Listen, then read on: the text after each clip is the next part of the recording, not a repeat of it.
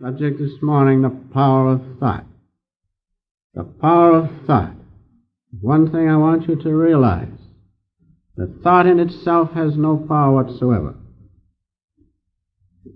But the power of thought is its ability to augment, or inhibit, I'm sorry to say, the great flow of the cosmic forces within us,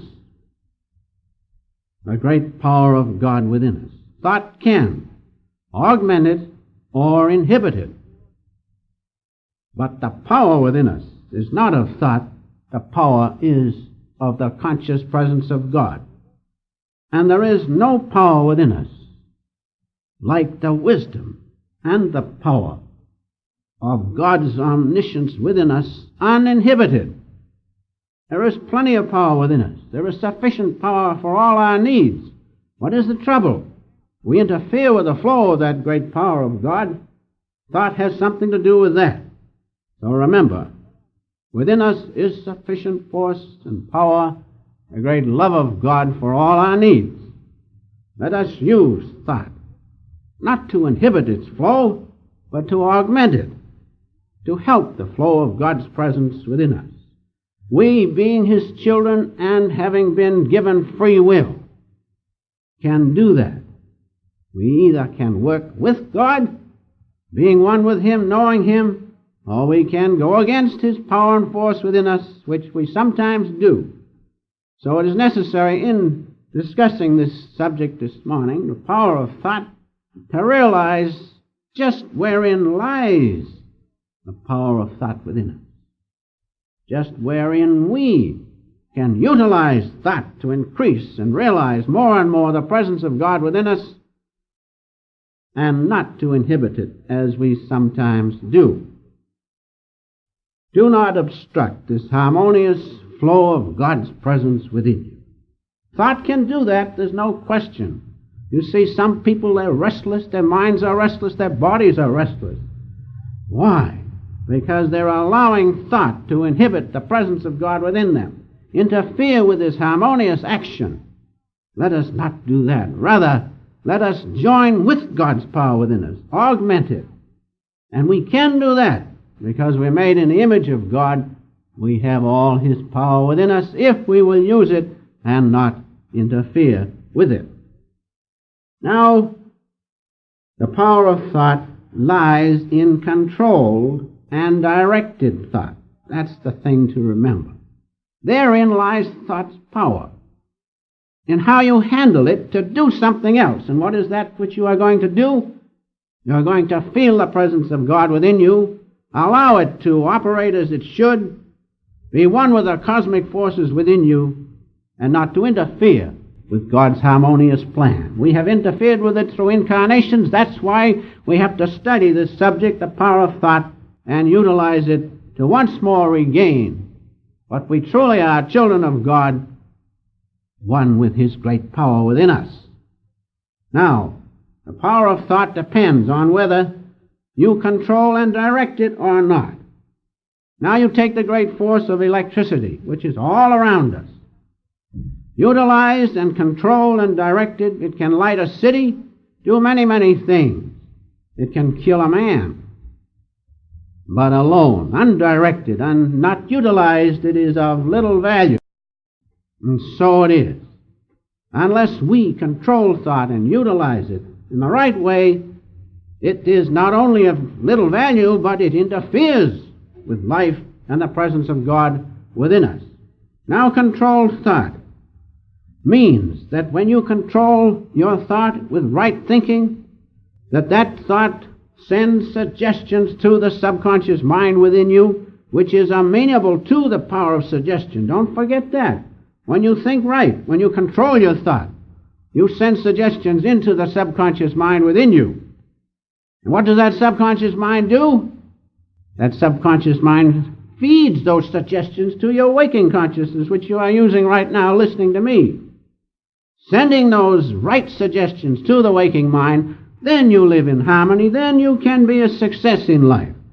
A successful man is one who is continually sending, whether he knows it or not, to his subconscious mind right suggestions.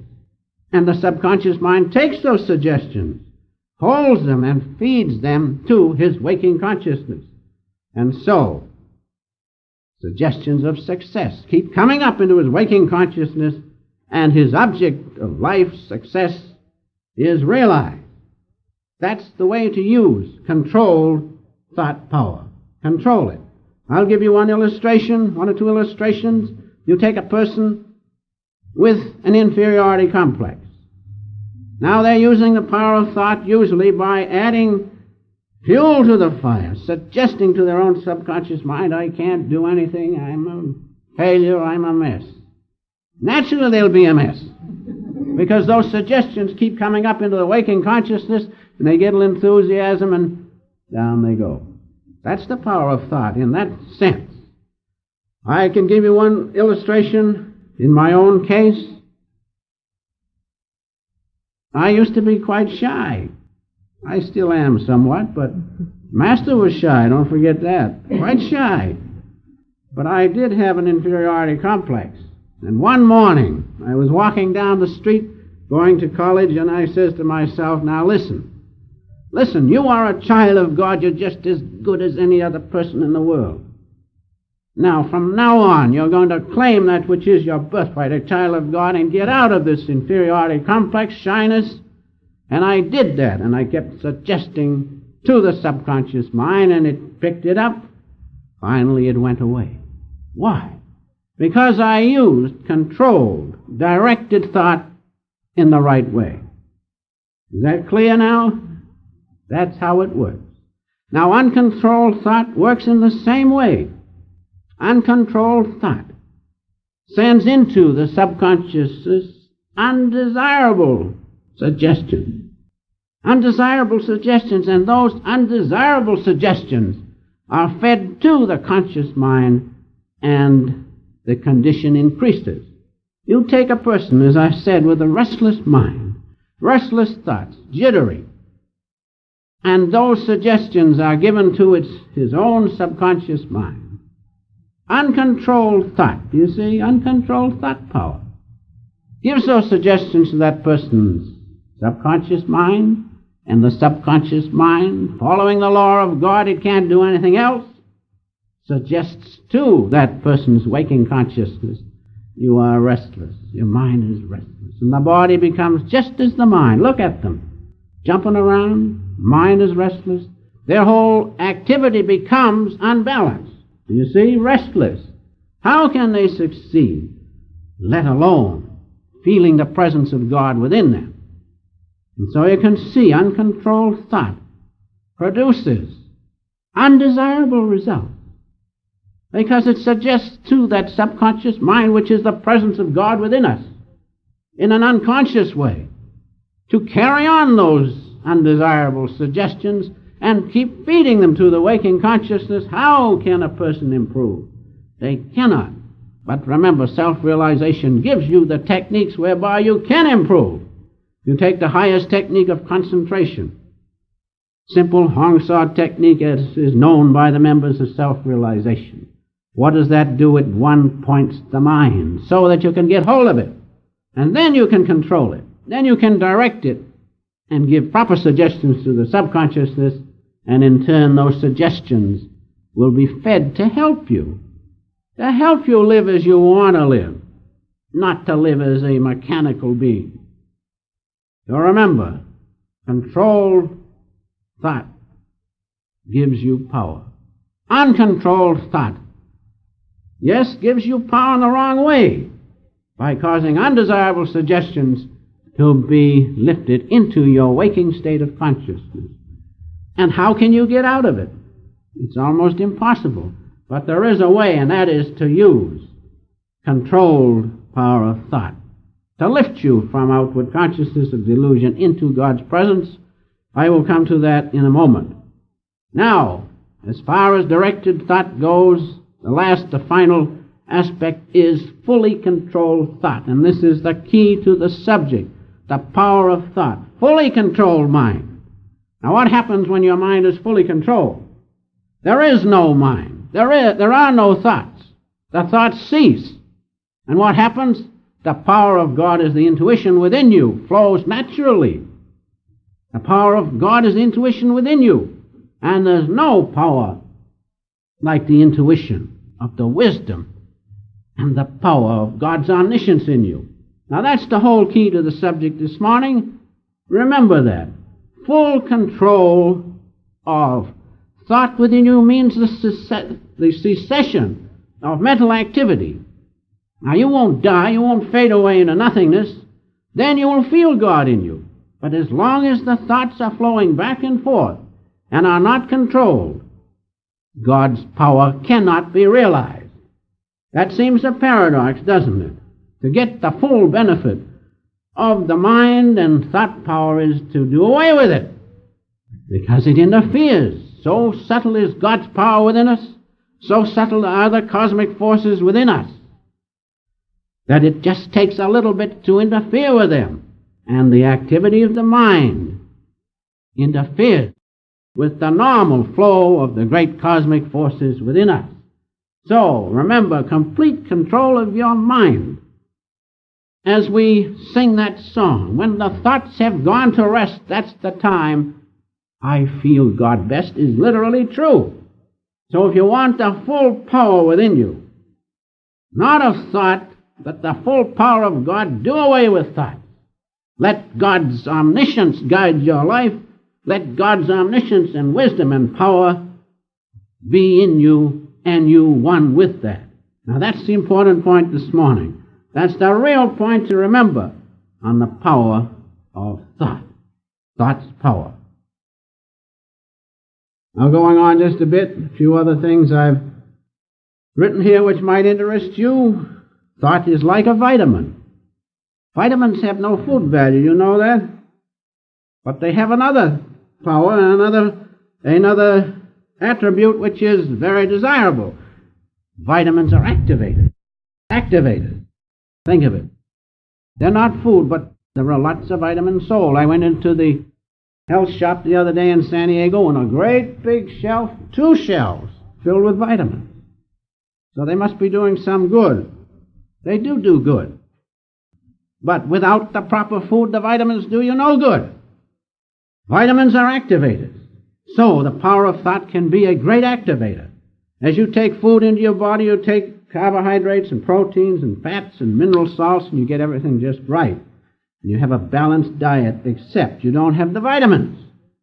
So if you're wise, you take the vitamins, or you come down to the SRF Cafe and get the right vegetables, which have all the vitamins. Then you won't have to patronize those vitamins on the shelves. But everybody can't come down. So it's good. It's good to get the vitamins. That's fine. What do the vitamins do? They cause the right food which you have taken into your body as the carbohydrates, proteins, mineral salts, and fats. They cause those to be picked up. And they cause the cells to utilize those foods which you have taken into the body in the right way. Now that's what an activator means, and vitamins do that. Now mind is a great activator. Mind is a great activator to help you pick up the greatest food that you have within you. And what is it? The power of God within you, the great cosmic force. And where does that come into you? Through the medulla center. Thou shalt not live by bread alone, by carbohydrates, proteins, fats, oxygen, mineral salts. No, but by the great food which is in you naturally, by every word that proceedeth from the mouth of God, every vibration of God's great power coming in through the medulla center, where it is transformed and has made your body and sustains it, and can sustain you and can keep you proper and right as God wants you to be. Live by that. Live by that. Now, the mind is the activator which enables you to live by that food of God's presence within you. Is that clear? How? By not interfering with that flow of God's power coming in through the mouth of God. The mouth of God. Thou shalt live by every word that proceedeth from the mouth of God. The mouth is the medulla center. The great cosmic energy spread all over like electricity is focused through the medulla center. Then you can utilize it and live as you should, as God's child. So remember, the power of thought can be utilized as an activator, just like you take the vitamins. Now you take the vitamins regularly. Yes, I take some, because the Master said you better take some. Although you're in good shape, still you need some. So I take them. And I live in Encinitas and eat the food. But still I take them. Rather be on the safe side than on the other side. That's the way. I'd rather be on God's side, though. So I take time to use the activator of thought power to the best of my ability, that I may utilize the food of God, which comes in through the medulla center. That's the greatest thing. So much for the power of thought as an activator. Remember, thought in itself has no power. Don't be a slave to anything except the presence of God within you. But utilize the different things within you, the different powers of mind, intellect, introspection, reason, even sensation. You can feel God when you eat and taste things. Why not? How would you enjoy things except God's power in you? Utilize that, even in that gross vibration of sensation. God is there just the same as He is in your most inspirational thinking and feeling. Remember that. God is in everything. Do not discard sensation, but take God with you in sensation, then you will surely win. Now, going on just a little bit about using the power of thought in a little different way, one or two things before we close. As your thoughts are keyed to the limited source, or are keyed to the infinite source within you, so shall your life be. Remember that. As you key your thoughts to the limited source of the physical body with its limitations, and the mind and the intellect, so your life will be. But if you key your thoughts to the presence of God within you, then your life will be just as that. The Master gave one illustration like this, speaking about the power of thought. And he meant by that, when you utilize the power of thought, you can then take full advantage of God's presence within you. In your own dreamland, say you are thin. Can't you be fat? Say you are fat. Can't you be thin? Now there's a key to those of you who are too fat. In your own dreamland, you can change yourself. If you're too thin, you can be nice and fat.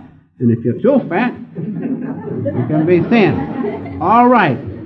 You can do that. We're made in the image of God if we join and become one with God's presence within us and realize the dream He has created and is sustaining, just as we can be as we like in our own dreams, so we can be as we like when we use the unlimited power of God within us. Is that clear?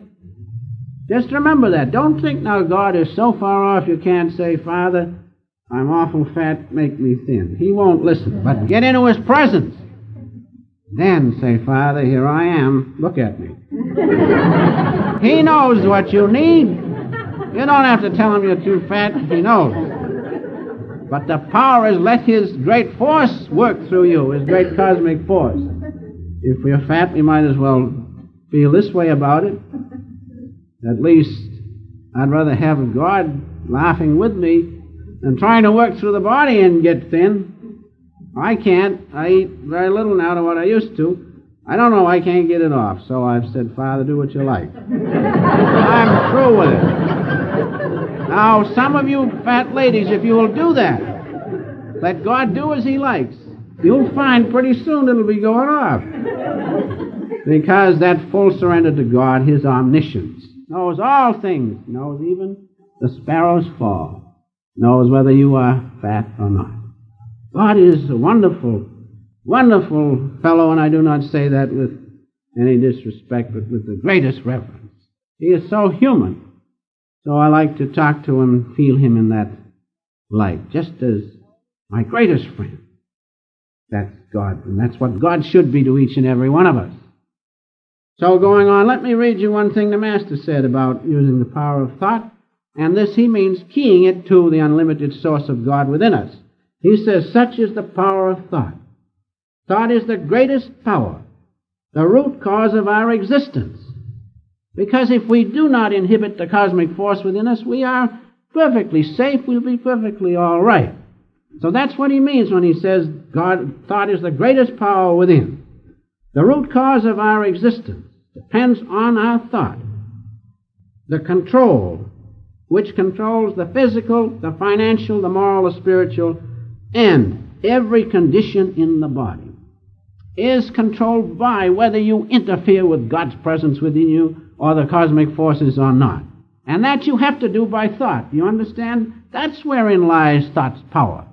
Whether it, as I said in the beginning, augments the presence of God or inhibits His great love for us. If God loves us, as I'm sure we all know, as it says in the Scriptures, God is love. Does He want us sick and sinful? No. He wants us to be as He wanted us to be. Now, what's the trouble? We have interfered with the presence of God within us, with His great cosmic forces which are flowing through us. We have not been baptized regularly, daily, by following the techniques which God has sent through the Master. We have not received and been baptized by His great light. That's what we must do, and we must use the power of thought to do just that. So in this life, if we are concentrating on the limited source, the results will be just that. But if we concentrate on the great source of all power within us, God Himself, I know it's easy to say it, but we have the power within us to do it, to concentrate on the unlimited supply, the presence of God within us. If we do that, then our lives will be rounded out completely successful. You have seen many people who work hard, slave, and can hardly accumulate enough to buy the necessities of life. Why?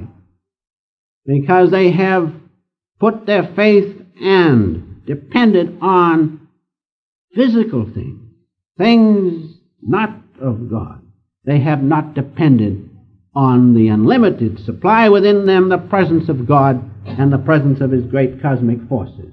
And so if any of you are finding it hard, don't give up. Just realize there's something you aren't doing right. Now, it may have been in a previous life. What of it? Right now begin to depend, key your thoughts to the unlimited supply of God within you as His great cosmic forces, and less on physical things. Turn more towards spiritual things. So that's one of the greatest things we should learn about, using the power of thought. If you learn to do that, if you learn to depend more on God, you will find your life change right off. It cannot help so. Now, it may not change as much as your neighbor's. Perhaps your neighbor's karma is better than yours, but your life, irrespective of your past karma, will change. And you will see from that moment on, you will not be left out with God. That's the greatest thing. And if God is with us, who can be against us? If God is with us, never mind if we have a bad karma. Never mind that. If God is with us, that's got to pass away in time, and the presence of God within us will increase as we depend on Him, the unlimited source within us. Depend on God more and more. One or two illustrations I want to give, and then I'm through, about the power of thought. I remember one time the Master and I attended a club meeting. I think it was the San Souci Celebrities Club. I don't know what it means. Never mind. We were there. And on the platform they had several people, and there was one lady, and it was asked what we thought her age was. And the consensus of opinion was that she was about 55. She was over 80. And there she stood. Why? Why? Because for some reason or other, the mind had not accepted age with her. The pattern in her mind was right. And as a result, the cells of her body worked in such a way to keep her tissues sustained. The different cells in our body make our tissues, make the different organs, and then they're supposed to sustain. What happens? They get lazy, just like people. They get lazy. Now, a powerful mind, a mind which is backed up by God's power within a person, a mind which uses the unlimited power of God's will within that person, can make those cells get busy once more and change and sustain the tissue in the body. Old age comes, because the cells have laid down. They've become lazy. But a powerful mind, one coupled with God, and by that I mean the mind which uses its power to make the devotee's mind one with God's mind and the will of the devotee one with God's will, can make those cells once more behave and work and sustain you as you should be sustained. Another case that comes to my mind, the Master and I visited a lady, an actress, at her home. She played for us. We had a wonderful evening. And coming out, Master said, "How old do you think she is?" So I think, as I remember, whether I put it down or not, I think I said that she looked about 28. He says she's 43 or 45. Why? Because her mind had not accepted any conditions of age. Because she had kept her mind keyed to the unlimited source of power and sustenance within us, the food of God's presence. That's why she stayed that way.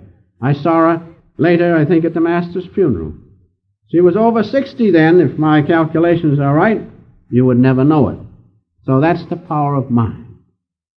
Keep the pattern in your mind right, and then that mind will not interfere with the flow of God's presence within you. And going on just a little bit, the one or two things the Master has pointed out, which perhaps I better just bring to you before I close. He says if you want to use completely, exercise the full power of thought, watch out for mental tyrants. Mental tyrants. Those are the things we must watch out for. Now, mental tyrants, he speaks about a few of those. First thing is cease to live for yourself. You see, if you live for yourself and not for others, what happens? Then you are using, without question of a doubt, the unlimited supply at your command, the supply of thought power which is governed by ego consciousness. That's limited. So we must see others as children of God, one with the great common Father, rays of the same eternal Father. If you do that, you will cease to live for yourself. You will expand your living into the oneness of God's presence. And when you do that, then you will use His unlimited supply within you. Another thing the Master put down, which I should speak about, is watch desires. Desires, if you really want to be thin, now, you will use that mental power to turn your attention toward that source which only can help you in the end. That's the presence of God within you. Let that be your desire. I could go on with desires for an hour. We've had enough of desire. Have that one desire to feel God in every action you do, even trying to get thin. Why not? Should we limit God to just religious things? No, limit God to every act in your life. Take Him in every action, because He is responsible for every action that you do. Take God with you in everything you do. Another thing, do not be mentally lazy. Master used to say, I can forgive those who are physically lazy, but I cannot forgive those who are mentally lazy. Why? Because if you are physically lazy, somehow you get by. But if you're mentally lazy, you will not have enough power within you to know God who is sitting behind all your activities. Is that clear? You think you may get away by being mentally lazy. You're feeling good. Your health is good. So when meditation time comes, you say, yes, but let me sleep tonight. Let me sleep. I'm all right. Everything's fine. But you will not, when the time comes, have enough power to contact God as you should if you are mentally lazy. Another thing the Master spoke of was this: do not lead a mechanical existence. Do not think, well, here I am with all my faults. Do not feel that way. Do not get into the rut. Get out of it and realize that until you get out of it and start to change, it will become harder and harder. The longer that you delay, the harder it's going to be to get out of that rut. Start now, no matter what you have been. Look at the illustration in the Bible about Mary, who was a great saint. Why? Because she didn't look back. She forgot her past. She turned toward God. Let us do that. Turn toward God. Do not live a mechanical life. One other thing that I have written down, which the Master said, is do not mix with those who drag you down. Do not mix with those who drag you down. Change your company, because environment is stronger than willpower. If you live with those who drag you down, you are going to key your power of thought to the unlimited, to the limited source within you. Physical things, physical consciousness. Change your company. Mix with those who think of God as they do here in self-realization. Mix with those. And then you will be keying your power of thought to the unlimited supply of God within. And remember, the greatest company you can mix with is what? The greatest company within you, the unlimited supply, is what? The presence of God within you. Mix with Him. That's the greatest company you can have. If you mix with ordinary people, you become ordinary. If you mix with financial people, successful people, you will become successful. But if you mix with God, then you become one with Him. Becoming one with Him gives you sufficient power for all your needs. And finally, in closing, if you want to attain the greatest mental control, and your power of thought depends on your mental control, if you want to attain that, the greatest mental control, and thereby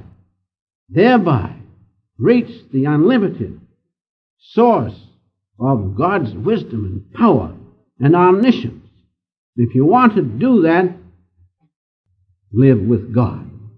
Live with God. How can we live with God? God sends us the way. God sends us the channel. God does not speak through words, but He speaks through the channel which He has sent. That's the channel of God. That's God Himself in that channel. That spiritual law to follow the channel God has sent. Do not criticize the channel. Live with it. Be one with it. Then you will be living with God. As the Master once said, he said that his own guru tried to change him, and he was quite belligerent. Naturally, anyone with the will the Master had would be belligerent, but these are his words. When he says, "I found my freedom through my guru," says the Master. "It took dynamite to change my mind, but I had the willpower to listen. Listen to the voice of God through the channel He has sent. And remember, as you become one with the channel God has sent, this is very important now, as you become one with the channel God has sent, you will imbibe the mentality and the freedom of the channel. If you are loyal to God, to the Master, to the channel He has sent, and to the great ones, to Jesus and the great ones, what happens? You take on their mentality and freedom. That's what we do not realize. So if you want the greatest power of thought within you, and you want the power of God within you, mix and merge and be one with the channel He has sent. If you are, then you take on the mentality and, greatest of all, the freedom of the channel, because God speaks through that channel. And remember the words in the Bible, "None can come unto me unless the Heavenly Father draweth him." You can't get to God. You may use the greatest power of mind and thought. You cannot get to God by that. You can only get to God by following the channel He has sent. Therefore, use the power of thought for one thing, to be loyal to the channel God has sent. Use the power of thought not to inhibit the flow of God's great presence within you. Be one with God. Get oneness with God. Know God. Follow the channel. Follow the channel God, our loving Father, has sent. Follow that, and then you will have all the power you need. You will have the power of God's wisdom and His omniscience. That's the greatest thing. And so the thing to remember in closing this subject, the power of thought, is what? Seek God. Know God. Get God contact. Get God contact. Theory is interesting, Remember, theory is interesting, but the touch of God is mandatory to remove all the darkness of delusion.